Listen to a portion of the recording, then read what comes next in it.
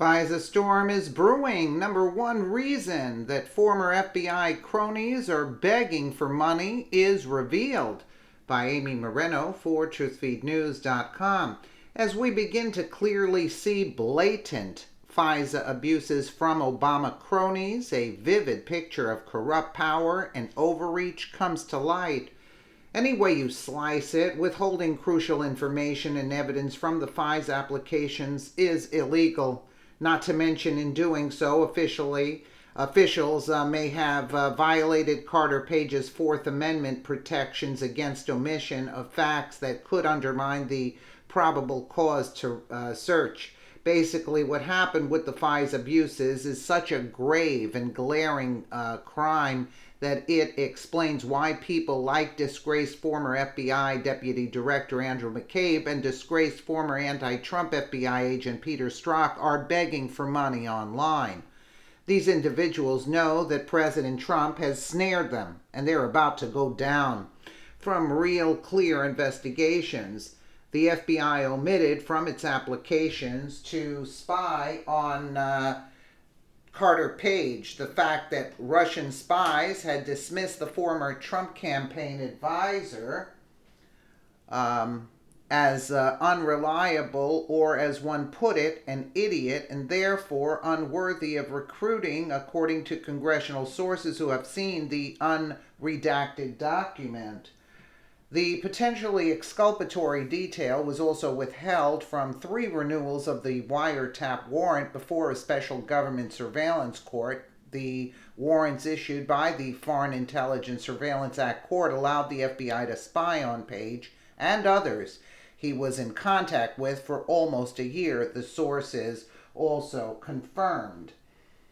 The FBI was aware of Russians' skepticism that Page knew anything of value or was a significant player because the Bureau had recorded them voicing such doubts in a wiretap from an earlier espionage case involving 3 Russian spies working undercover for the Kremlin in New York. The FBI cited that 2013 case minus the disparagement of Page in its application to the FISA court. They have been made public only in redacted form, professing evidence that Page was recruited by Russian intelligence and had coordinated with the Russian government. But that's a mischaracterization of the facts in the case, a congressional source said. As first reported by Real Clear Investigations, after Page became a central focus of the Trump-Russia investigation, court filings that emerged from the earlier case show the Russian government wasn't interested in cultivating Page as a spy. Rather, it tried to use him as a source of economic information, but soon discarded him as a low value and unreliable. Viewed in full, the FISA warrant showed the court was not alerted to this seemingly critical information. The congressional sources now confirm this happened even though the FBI and Justice Department officials had ready access to the 26-page court filing when they signed the applications. The FISA applications omit the fact that a Russian intelligence officer called Page an idiot. One congressional source said the official spoke only on condition of anonymity due to the still classified nature of the information. The FBI did not respond to repeated requests for comment. Former FBI officials and agents with experience in FISA warrants say the affidavits for Page appear to be material misrepresentations and fail to properly follow so-called Woods procedures requiring accuracy of facts by the sworn declarants. Those procedures were strengthened in 2003 by then FBI Director Robert Mueller, now the special counsel pursuing the Trump-Russia affair. Withholding material and exculpatory evidence from the FISA applications may also have violated Page's Fourth Amendment protections against omission of material facts that would undermine or negate probable cause to search. It is illegal, said veteran FBI agent Michael Biasello, the affiant, the person swearing to the affidavit, cannot cherry pick only information favorable to the case. already controversial. The FISA warrants have been cited by Republicans and other critics as an abuse of process and a fraud on the court, because they relied heavily on other espionage allegations made against Page in the unverified and salacious Steele dossier that was prepared for and funded by the Clinton campaign. Let's just state it: funded and paid for by Hillary Clinton herself. The Democratic opposition's financial role in generating the unsubstantiated charges which Page has vehemently denied under oath was another material fact omitted from all four applications to the FISA court, which blinded judges to political motives behind the allegations. I don't think the judges were blinded at all. The information has been out for months and the judges never filed charges. So the judges are just as involved in this as they all are. If FISA abuses are prosecuted in this case, senior officials who swore out the Page warrants, including James Comey and Andrew McCabe of the FBI, and Sally Yates and Rod Rosenstein of the Justice Department, could be subject. Could be? Let's get them for perjury and conspiracy charges and barred from appearing before the FISA court again, sources say. Oh, really? Just charge them. Forget about appearing before this FISA court again.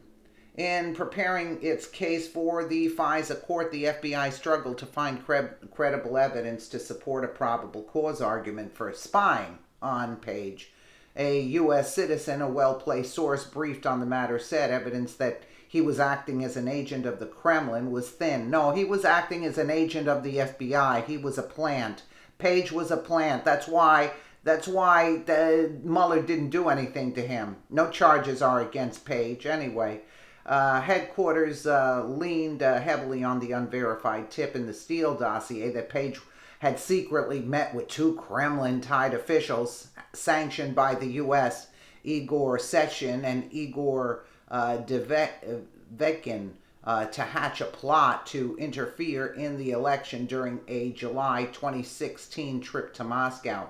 But the only part of that is, I think he is an idiot, and I forgot who I am. The FBI secretly recorded one of the Russians, Viktor Podbiny, said to another Russian about Page on April 8th, 2013. You get the documents from him and tell him to go blank himself. Page says he was unaware that he was dealing with foreign agents. The document he provided was an academic paper on the future outlook of the energy industry, which was based on publicly available non-sensitive information. My conversations with Podbiny or whatever were minimal and completely innocuous, Page told Real Clear Investigations. The FBI agreed, at least at the time during its 2013 through the 2016 investigation of the three Russian agents. It portrayed Page as one of many unwitting victims of their tradecraft, including other New York business people as well as students, and as someone who was only interested in business opportunities in Russia. Far from being a target of the FBI probe, Page was merely a witness anonymously identified as male number one. One among several, and later became a cooperating witness, indeed an FBI asset who helped the government put away one of the spies. The lead agent on the case, Gregory Monahan, noted in his court filing that the spies posing as bankers never told Page they were connected to the Russian government. After realizing he'd been duped, Page told RCI he met with Monahan and other FBI agents at New York's Plaza Hotel in June of 2013 to provide support for their investigation. He met with them again, as well as prosecutors, in March of 2016 to help put away one of the Russian agents who agreed to plead guilty to espionage charges. The FBI's attitude towards Page turned hostile after candidate Donald Trump publicly announced his name on March 21, 2016, along with other members of his foreign policy team. Only then was Page treated as a counterintelligence concern. Not long afterward, FBI Director Comey and his deputy McCabe met with Attorney General Loretta Lynch to discuss the news of Page joining the Trump campaign and efforts to compromise him by the Russians, according to a recently declassified memo. Yeah, but who hired Page? Jeff Sessions hired Carter Page, okay? So all this that was going on in 2013, Jeff Sessions never heard about this going on? Then, sometime in the late spring of 2016, Comey held an unusual briefing concerning Page and the alleged national security risk he posed with the Obama administration's highest-ranking national security officials, who, in addition to Lynch, included Susan Rice, John Brennan, and James Clapper. Sensational accusation the Bureau could corroborate was that Page had traveled that month to Moscow, where he gave an academic speech at a business college that also once hosted President Obama. Intent on securing the warrant to probe the Trump campaign for illicit ties to Moscow, the agency scrambled to show the court other Russian connections. As a result, a source said Page's role in the 2013 espionage case in New York was exaggerated to make it look like he was being groomed by Russian intelligence. Well, posing as bankers, the Russians first approached Page, then an international energy consultant, at a January 2013 industry symposium in New York City, concluding that Page possessed little information of value. The Russians soon wrote him off. Peter Strzok, the lead agent in the Trump-Russia investigation, began aggressively targeting Page in September of 2016. They needed some kind of connection, somebody to open up that Fisa thing, and they used Carter Page as a plan. But who hired him? Jeff Sessions. And all this is going on now, and Jeff Sessions hired him from, So Page in 2016, after the dossier allegations were brought to his attention, that phony dossier that Hillary Clinton paid for, and Peter Strzok, the lead agent, began aggressively targeting Page. You wonder why? In an October 14 email to the counsel for the deputy FBI director, Strzok discussed applying hurry the blank up pressure on Justice Department attorneys to obtain the FISA surveillance warrants on Page before Election Day. On October 21st, his team filed the initial application for a wiretap. You see, and Trump was saying that they're tapping my wires. By autumn, in the heat of the presidential election campaign, the FBI had Page under constant surveillance. How convenient, right? Vacuuming up all his text messages and emails and listening in on his phone calls, including communication with Trump officials, exactly what they wanted. As a top FBI counterintelligence official, Strzok supervised from Washington, maybe from Obama's home mansion in Washington, that's sponsoring the Resist movement, huh? Yeah. So, by autumn, in the heat of the presidential election campaign, the FBI had Page under constant surveillance.